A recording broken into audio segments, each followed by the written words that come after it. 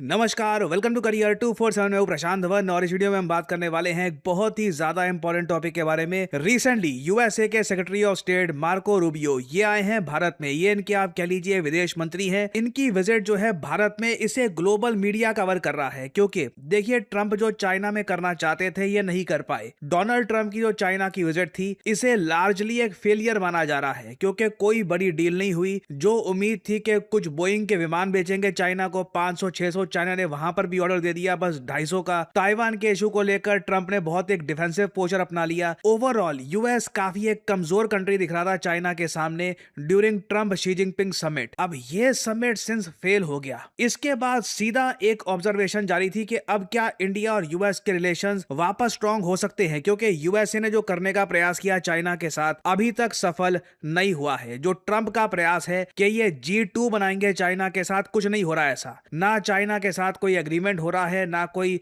Special बातचीत हो रही है। इवन आप अगर देखो चाइना ने अब तो खुद के जीपीयू भी लॉन्च करने शुरू कर दिए हैं। बहुत ही जल्द आप देखोगे जो एनवीडिया के जीपीयू हैं उनको चाइना के जीपीयू टक्कर दे रहे होंगे। तो अब ऐसे टाइम में जियोपॉलिटिकल इक्वेशन तो साफ साफ बताती है कि भारत की इंपॉर्टेंस यूएसए के लिए कई गुना बढ़ जानी चाहिए। मगर अब प्रॉब्लम यही है, ट्रंप भारत के बारे में जो बातें बोल चुके हैं, जो चाइना में जाकर ये विजिट कर चुके हैं, इसके बाद अब यू टर्न कैसे ले, भारत के साथ रिलेशंस रिपेयर कैसे करे। और अगेन ये बात मैं नहीं कह रहा, आप न्यूयॉर्क टाइम्स का आर्टिकल देखोगे वहां पर यही बात लिखी है कि ट्रंप की जो एक इच्छा थी कि एक पार्टनरशिप बन जाए चाइना के साथ, ये तो बनी नहीं। भारत में जो पॉलिसी मेकर्स हैं ये कंसर्न हो गए हैं कि ये क्वाड का क्या हुआ। क्वाड समिट लगातार हम देख रहे हैं कि डिले किया जा रहा है। ट्रंप यहां पर चाइना में जा रहे हैं, वहां पर शी जिनपिंग ट्रंप को यह भी बोल देते हैं कि यूएस डिक्लाइनिंग पावर है। ट्रंप ये बात एडमिट भी कर लेते हैं कि हाँ यूएस एक डिक्लाइनिंग पावर है। ऐसी ये सब बातें बोल देना और यूएस का एक्सेप्ट कर लेना, ये इंडिया के लिए भी बहुत ज्यादा शॉकिंग था, ना सिर्फ भारत के लिए। भारत से ज्यादा तो मैं देख रहा हूं कि पैनिक ऑस्ट्रेलिया और जापान में है। दोनों कंट्रीज ऑस्ट्रेलिया जापान वो आपस में अपने डिफेंस रिलेशन स्ट्रॉन्ग कर रहे हैं क्योंकि उनको साफ साफ दिख रहा है कि ट्रंप के अंडर यूएसए की जो फॉरेन पॉलिसी है वो बहुत ही सिंपल है। There is no foreign policy. Trump का जो मन करता है सुबह उठ के वो कुछ ट्वीट कर देंगे, कुछ बोल देंगे और कहीं भी ये समिट करने के लिए चले जाएंगे जहां पर कुछ इनको एग्रीमेंट भी नहीं मिलेगा। और नीचे आप देख पाओगे न्यूयॉर्क टाइम्स के आर्टिकल में ये बात भी लिखी है कि ट्रंप सीधा चाइना में गए। यूजुअली देखा जाता रहा इससे पहले यूएस प्रेसिडेंट चाइना जाते थे, उसके बाद साउथ कोरिया या जापान भी विजिट करते थे। इस बार ऐसा कुछ नहीं हुआ, ट्रंप सीधा घर चले गए बिना एशिया में किसी भी और देश को विजिट किए। भारत में इनकी जो विजिट है लगातार टलती जा रही है। जापान की भी जो इनकी विजिट है ये भी काफी हद तक ड्यू है। और इंटरव्यू में कहीं से भी ट्रंप ने कोई रीअश्योरिंग रिमार्क्स नहीं दिए यूएस के एलाइज या पार्टनर्स को।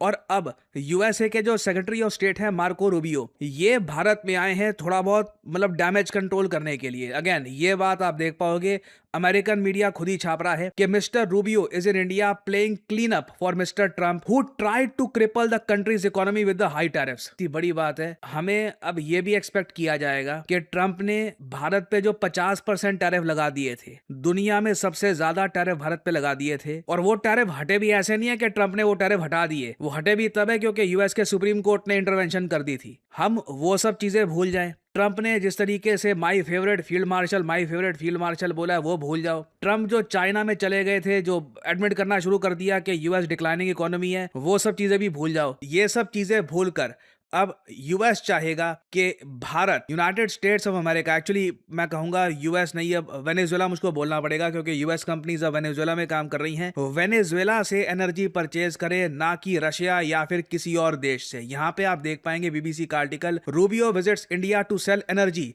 As Iran oil shock persists. और आप अगर भारत के ऑयल इंपोर्ट का डेटा देखोगे तो लग रहा है कि भारत ने ऑलरेडी यूएसए के साथ एक अंडरस्टैंडिंग एस्टैब्लिश कर दी है इस टॉपिक को लेकर। यहां पे आप देख पाएंगे बहुत important article, not Saudi not US, India's newest major oil supplier. ये आपको सरप्राइज कर सकता है कि अब भारत किस देश से इतना ज्यादा ऑयल परचेज कर रहा है। यहाँ पे आप देख पाओगे Venezuela became India's third largest crude oil supplier in May, overtaking Saudi Arabia and United States of America. जी हाँ, थर्ड स्पॉट पे जो भारत का सबसे बड़ा ऑयल सप्लायर है ये अब वेनेजुएला बन चुका है। और अमेरिकन की स्ट्रेटजी बहुत ही सिंपल है। वेनेजुएला डोनाल्ड ट्रंप खुद ही मजाक कर चुके हैं, काफी बार इस पर ट्वीट कर चुके हैं कि वेनेजुएला को आप अब यूएसए का ही पार्ट समझो। निकोलस मदुरो अमेरिका की जेल में है, कहाँ पे है किसी को पता ही नहीं है, कोई पूछता भी नहीं है उनके बारे में। और यूएस कंपनीज आराम से अब वेनेजुएला का जो ऑयल है उसको मैनेज कर रही हैं, और जो भी ये यहाँ पे ऑयल सेल करेंगे इसका जो प्रॉफिट है कहीं ना कहीं यूएस कंपनीज को भी मिलेगा। और इंडिया वेनेजुएला का ही लग रहा है कि अब ऑयल और ज्यादा परचेज करने वाला है। और अगर यहाँ पे आपका सवाल ये है कि हम क्या ये सब बस यूएसए को खुश करने के लिए कर रहे हैं, वेल नॉट रियली। रीजन इसका एक बहुत ही बड़ा ये भी है कि वेनेजुएलन क्रूड ऑयल आज के समय इंटरनेशनल क्रूड ऑयल जो प्राइस चल रहा है उसके मुकाबले सबसे सस्ता है। और इसलिए ये भारतीय रिफाइनर्स के लिए काफी अट्रैक्टिव है कि एक ऐसे टाइम में जब कच्चा तेल लग रहा है कि $110-120 पर बैरल के आसपास चला जाएगा, उस प्राइस से काफी कम प्राइस पर वेनेजुएलन क्रूड ऑयल अवेलेबल है मार्केट में, जो हम लोग आज के समय परचेज कर रहे हैं। और रिलायंस अपने आप में एक बहुत ही बड़ा बायर है वेनेजुएला के कच्चे तेल का। रीजन बहुत ही सिंपल है, जो इनकी जामनगर ऑयल रिफाइनरी है जिस पर मैं एक अलग से वीडियो बना चुका हूं, वो इतनी ज्यादा सक्षम है कि वेनेजुएला का जो बहुत ज्यादा गाढ़ा लो क्वालिटी का ऑयल है, जी हम उसको बोलना पड़ेगा इन टर्म्स ऑफ क्वालिटी, काफी मुश्किल ऑयल है। कच्चा जो तेल है वेनेजुएला का उससे पेट्रोल डीजल निकाल पाना काफी मुश्किल होता है, बट रिलायंस की जामनगर रिफाइनरी ये आराम से ये सब कर सकती है।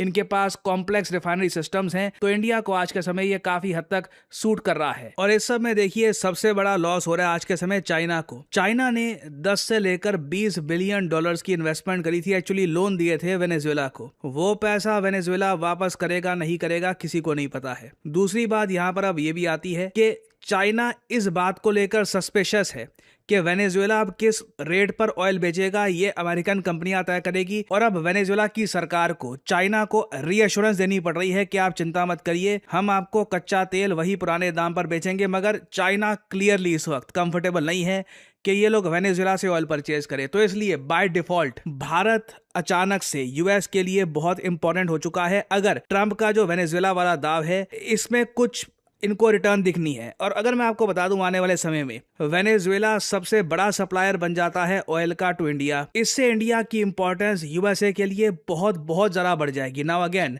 ट्रंप क्या स्टेटमेंट देते हैं, क्या ये बोलते हैं, वो अलग ही इनका सिस्टम है, ठीक है। वो ये अब तक आप लोगों ने देख लिया होगा कि काफी बार यूएस गवर्नमेंट की जो ऑफिशियल फॉरेन पॉलिसी होती है उससे ट्रंप कुछ विपरीत ही बात कर रहे होते हैं। तो अगेन ट्रंप की कुछ स्टेटमेंट अगर आती है ऐसे इन द फ्यूचर, उसके बारे में मैं कुछ कह नहीं सकता। बट ओवरऑल अगर हम डेटा को देखें तो जो मार्को रूबियो की विजिट है to India, this means a lot. और परहैप्स कहीं ना कहीं एक बात ये भी की जाएगी कि कैसे Donald Trump perhaps in the future India को विजिट कर सकते हैं, क्योंकि चाइना विजिट में तो कुछ इनको मिला नहीं। अमेरिकन की उम्मीद होगी कि क्या पता इंडिया विजिट में ट्रंप कुछ बड़ा करके वापस लौटे। तो इस टॉपिक से रिलेटेड अभी बहुत सी अपडेट्स आएंगी, मैं आप लोगों के लिए अपडेट वीडियोस लाता रहूंगा। जिस तरीके से करियर 247 के कोर्सेज के थ्रू लोगों को एम्प्लॉयमेंट मिल रही है, लोग अपस्किल हो रहे हैं भारत में, अब एक एक करके आप देखोगे ग्लोबल जो बड़े ब्रांड्स हैं, इंटरनेशनल ब्रांड्स, ये करियर 247 के साथ कोलैबोरेट कर रहे हैं। रिसेंटली करियर 247 ने अब कोलैबोरेशन स्टार्ट कर दी है गूगल क्लाउड के साथ। जी हाँ, ये एक बड़ी अनाउंसमेंट है फ्रॉम करियर 247। अगर आप करियर 247 का बिजनेस एनालिटिक्स कोर्स करते हैं, जो आज के समय हमारा बहुत ज्यादा इन डिमांड कोर्स है, क्योंकि इस कोर्स में आपको मैथमेटिक्स, कोडिंग वगैरह इसकी आवश्यकता नहीं है। बिजनेस एनालिटिक्स का कोर्स कंप्लीट करके आपने ग्रेजुएशन कर रखी है, साथ में बिजनेस एनालिटिक्स का कोर्स कंप्लीट करके आप खुद को अपस्किल कर सकते हो, तैयार कर सकते हो जॉब मार्केट के लिए। क्योंकि करियर 247 के कोर्स के अंडर आपको मिलेगा गूगल क्लाउड सर्टिफिकेट, जो आज के समय बहुत ज्यादा मायने रखता है। आप किसी अनजान जगह से खुद को अपस्किल करेंगे, आप एक कोई स्किलिंग का कोर्स करेंगे, it won't really matter much. Companies देखेगी कि आपकी सर्टिफिकेशन किस ब्रांड के साथ कोलैबोरेशन में हुई है और आपकी नॉलेज का लेवल क्या है। तो दोनों तरफ आपको मिलता है ह्यूज एडवांटेज। आपको सिंपली करना क्या है, सिंपली वीडियो के कमेंट सेक्शन में जाइए, वहां पे आपको लिंक मिल जाएगा, लिंक पर करिए क्लिक, फिर आपके सामने खुल जाएगा ये वेब पेज। यहाँ पे अपना नाम, ईमेल आईडी, नंबर और डिस्काउंट कोड यहाँ पर डालिए PD10, अप्लाई कर दीजिए। करियर 247 के कंसल्टेंट्स आपको कॉल करेंगे, आप उनसे और सवाल पूछ सकते हैं